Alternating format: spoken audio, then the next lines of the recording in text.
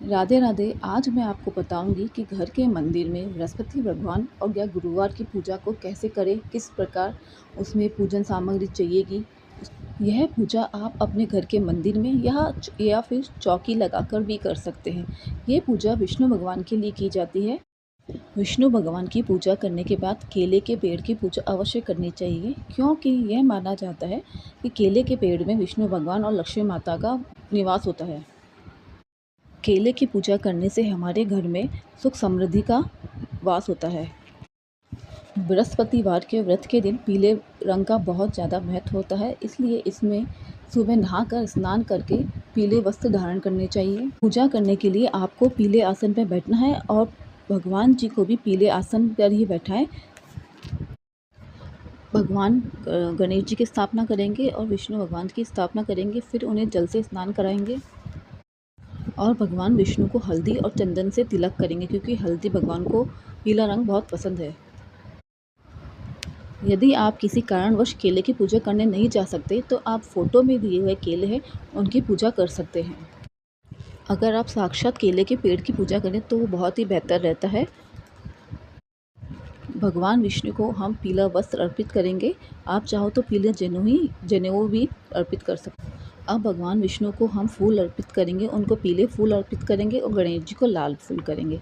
अगर आपको पीले फूल नहीं मिलते हैं तो आप जो आपके पास हैं वो भी अर्पित कर सकते हैं। इसके बाद हम भगवान विष्णु को तुलसी दल अर्पित करेंगे, वो उनको बहुत प्रिय है। अगर आपके पास भगवान विष्णु की फ़ोटो है तो आप उसकी भी पूजा कर सकते हैं।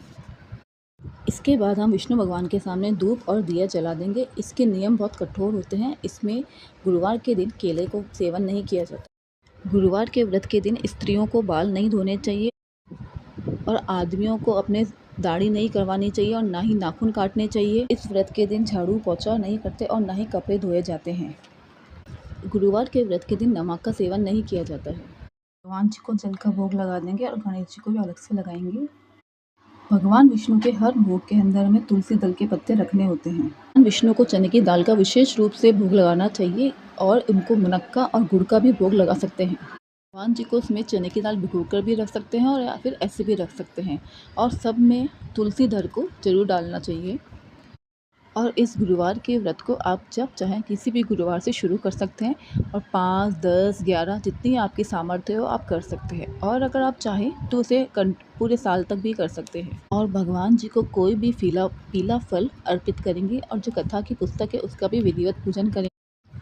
इसके बाद में हाथ में गुड़, चने की दाल और हल्दी लेकर कथा को सुनेंगे। गुरुवार की पूजा में आप भगवान विष्णु जी को केले का भोग अवश्य अर्पित करें, क्योंकि ये बहुत शुभ माना जाता है। इसके बाद हम भगवान जी की आरती करेंगे, विष्णु भगवान जी की, गणेश जी की आरती करेंगे और हम भगवान जी से क्षमा याचना करेंगे। जो भी हमसे गलती हुई हो उसको हमें माफ़ कर। पूजा करने के बाद आप पूरा दिन व्रत करेंगे और दिन में आप फलाहार ले सकते हैं और शाम के टाइम में आपको मीठा भोजन अवश्य खाना चाहिए। मीठे में आपको पीला कुछ भी होना चाहिए, जैसे बेसन का हलवा या कुछ भी हो सकता है। अगर आपको वीडियो अच्छा लगे तो चैनल को लाइक, शेयर एंड सब्सक्राइब जरूर करें। धन्यवाद। राधे राधे।